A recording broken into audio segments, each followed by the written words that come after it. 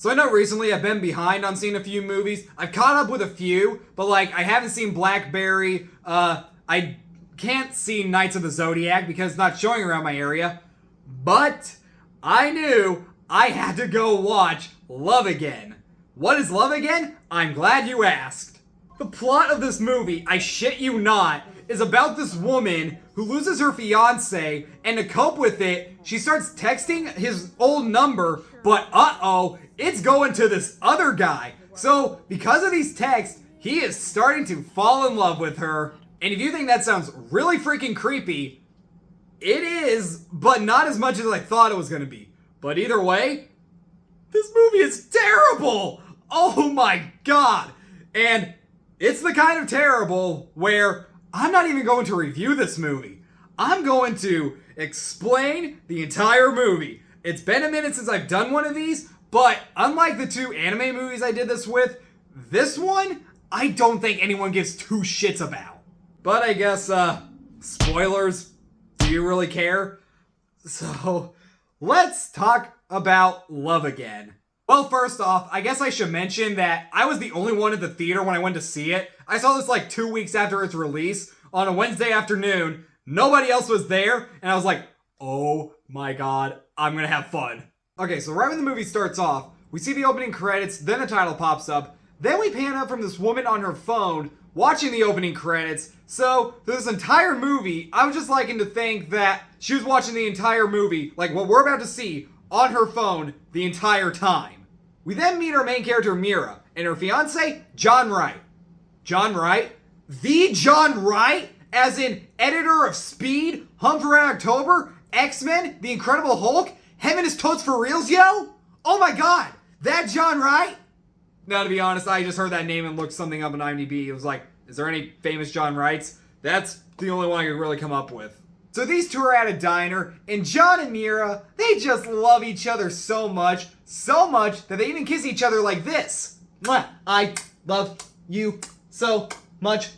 Please don't die. I promise I will never die. And this is so romantic. She draws a picture of him because she's an artist. Aww. And he gives her tropical Skittles because they're her favorite. Aww. And then John has to go back to work or something. Aww. He loves her. What the fuck am I doing? And as John walks off into the streets, by the way, the table they were sitting at is right at the window. They're in New York City. He walks away, waves goodbye at her. I'm sitting in my seat in this completely empty theater and made a joke like this. What the fuck do you think happened? That exact thing fucking happened! He just got nailed by a friggin' drunk driver in broad daylight! That was the point of the movie where I was like, oh, I'm going to love this. Cut to 2 years later, and she is still mourning the loss over this guy. Holy shit! To be honest, you should have moved on by that point. Her sister, I don't remember her name, is telling her, you need to move out of mom and dad's house. They're sick of your ass. So, she moves to New York City with her sister, or back to New York City with her sister. We then meet the other character, Rob. Derp. Rob is a journalist, and he's got to do a special profile on somebody. Who is that somebody? None other than Celine Dion. Yes, that's Celine Dion. The Celine Dion who just made the breakout hit for the new movie Titanic 3D 25th Anniversary. And get this, everyone around him loves Celine Dion. People, this movie is a giant ad for Celine Dion. He has to write a profile on Celine Dion. All he listens to is Celine Dion. He reads Celine Dion's autobiography. There's even a really cringy scene where he starts singing Celine Dion in the shower. How old is this script? So then after that, we cut back to Mira and her sister, and they're going through a box of John's old stuff, and I'm just gonna basically imitate this scene. Oh, this was his favorite shirt. I remember how he used to wear shirts, so now I will wear shirts. Oh my god, his Michael Myers mask. It was from his favorite movie, the SpongeBob movie, Sponge Out of Water. his lightsaber! He used to play with this thing all the time, and he constantly would do this.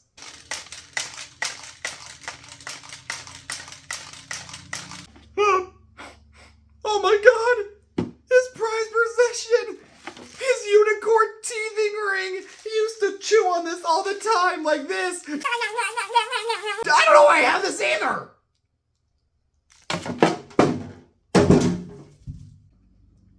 What the fuck am I doing?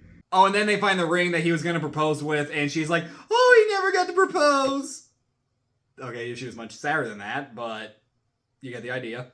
Hi-oh! So eventually the plot kicks in, where she comes up with a way to cope with this, by texting his old number a bunch of heartfelt messages and whatnot. But uh-oh, that's the number of Rob! So Rob's getting these texts. And I'm just telling you this right now, if they were to switch the music just a tad, this could easily be a thriller. Oh, and did I mention that Mira's an artist? She's also the writer of some kids' books. No way! Me too! Anyway, she goes to a meeting, and this woman tells her to make a really good kids' book. She then tells this worker of hers to come into the office, and she tells Mira, look, if you don't make a good kids' book, this girl will be fired. What? We then cut back to Rob, who was at an interview with Celine Dion, and if you ever thought that these little texts that Mira was sending were gonna get creepy, she sends him one saying, I would do anything just to be naked with you right now. And you know what's one thing I forgot to mention about Celine Dion? So, I don't know how many of you watching this have seen the Bobbleheads movie. Probably none of you. But, if you didn't know, in that movie, eventually, I shit you not, Bobblehead Cher shows up. Cher's in that movie, and that was her first animated role.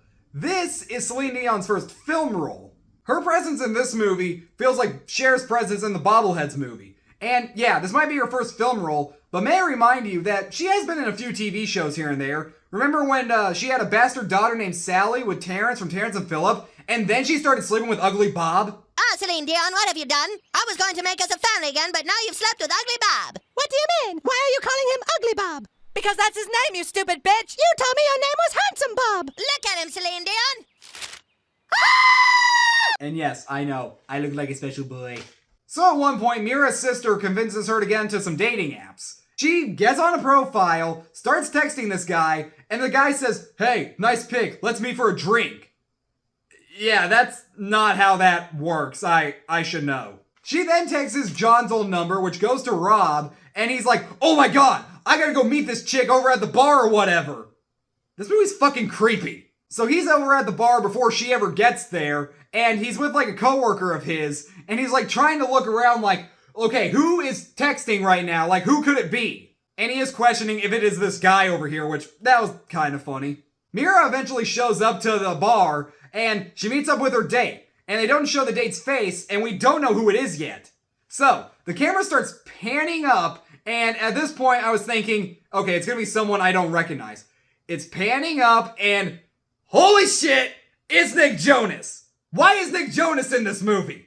Why am I shocked by that, to be honest? She then leaves with Nick Jonas, and they're making out in her car, or a taxi. I think it was a taxi. I don't remember. It's been a few days since I've seen the movie. Anyway, he's trying to grab her boobs, and she's like, no, I'm not doing that. He's like, oh, fine.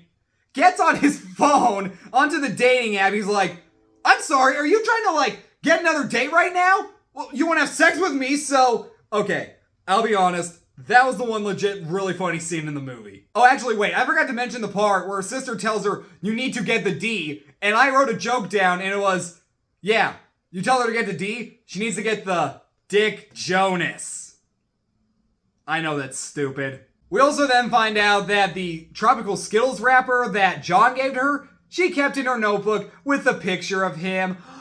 Oh,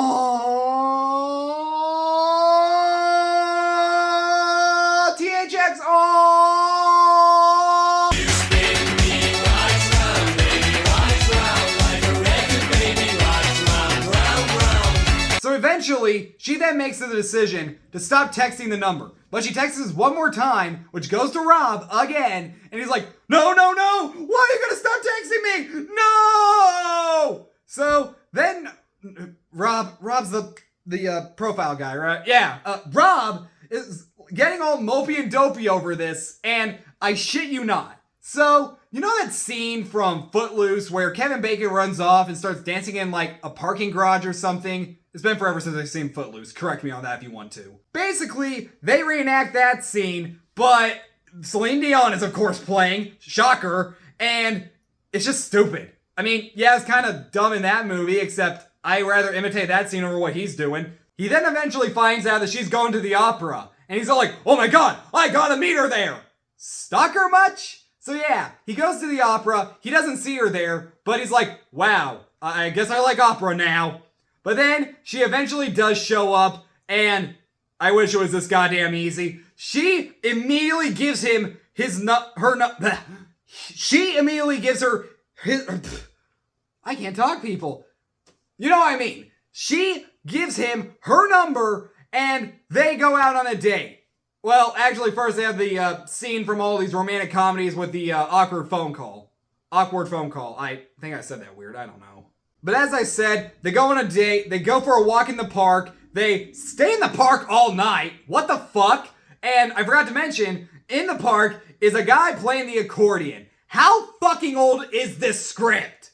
So after they're done talking all night in the park, again, what the hell? They decide to have dinner at one of their places. But they screw up dinner. So they go to have a good old bowl of Cinnamon Toast Crunch. I should have wanted to go see Guardians of the Galaxy Volume 3 again. I guess at one point then, Rob gives Celine Dion Mira's number, and Celine Dion calls her. She's like, hi, I'm Celine Dion. Oh wait, I have my phone right here. What the hell am I doing? Hi, I'm Celine Dion. And then Mira says, yeah, and I'm Mariah Carey. They then talk because she finds out, oh my god, it is Celine Dion. And she's like, I want you to make this banner because I love your kids' books. You think she would love my kids' books? Okay, technically Cool Cat Stops a School Shooting is not a kid's book. I think after that, they play some basketball. They go back to one of their places and fuck.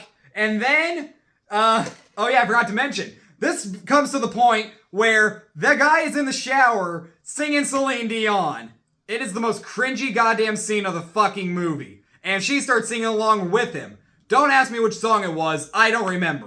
She then finds out about him receiving all the texts, and she has probably the funniest goddamn line in the movie. You took John away from me! This was his lightsaber, and his Michael Myers mask, and his Thor Love and Thunder shirt!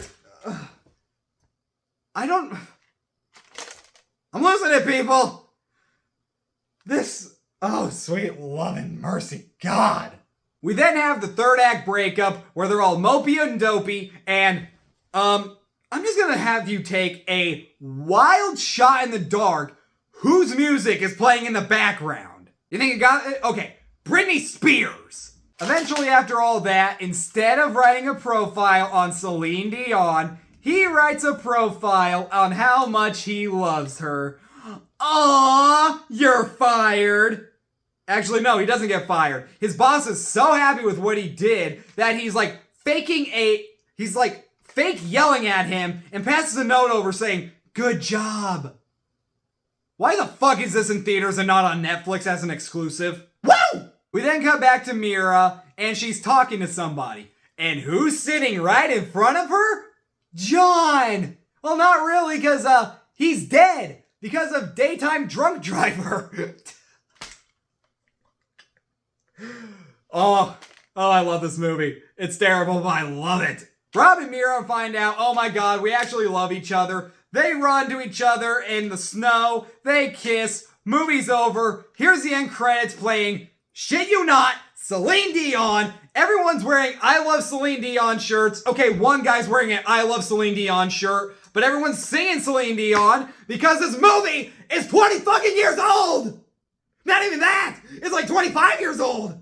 Oh, and then I also found out, apparently, this is a remake of a foreign film of some sort. No idea from where, but what the hell is that movie like? Oh, no, wait, I forgot. It still keeps going. Because there's a post-credit scene where Rob, I'm getting all these guys mixed up. Rob has a podcast called Would You Rather because Mira loved asking Would You Rather questions. I forgot to mention that part. And he has a special guest. Who the fuck do you think it is? SpongeBob? So, that was my rambling about Love Again. The one decent thing I can say about it is it's well shot. The acting, like, it's a terrible movie, but the acting's pretty good. Like, these people are in on it. They feel like they want to be here. But movie's fucking awful. But God, did I just have a blast ripping on it by myself in a theater. Do I wish I had someone there with me? Yes and no. There are certain movies that are just fun to explain to people. And another thing, I have not had this much fun ripping on a bad movie since I saw a movie last year called Paul's Promise. A lot of you probably have never heard of that movie, but I'm just gonna quote something Brad Jones said. Best comedy of the year. They always say, you can't make comedy out of cancer. Yeah, you can. Whether it's intentional or not. Oh, yeah. Yep, that's Paul's Promise for you. But as for Love Again, what the hell do I grade this? Acting's good. It's terrible, but again, I had fun with it. So if this is on my worst list at the end of the year, I might be nicer to it just for that. Yeah, I guess I'll just give this a D+. Well, now that I think about it, it's like, shit, I wish I got to this movie much earlier. The theater I saw it at, which is the theater I work at, is not showing anymore. But if it's still showing around your area, what you need to do is get a bunch of people together, take them to see this, get drunk beforehand, and just have a blast. It's that kind of movie. I also started doing YouTube Shorts recently, even though I didn't want to, but most of them right now that I've done are cut from my old videos. But two I did do recently were reviews for Kandahar, which I got an early screening of, and Rally Road Racers, another movie I was behind on. So if you want to know about those movies, just go check those out. And yes, I will be doing more reviews on there. Not all of them, just some here and there. Thanks so much for watching, you guys. Subscribe to my channel, like this video, turn on the notification bell, and I'll be back with more reviews very soon. See you then.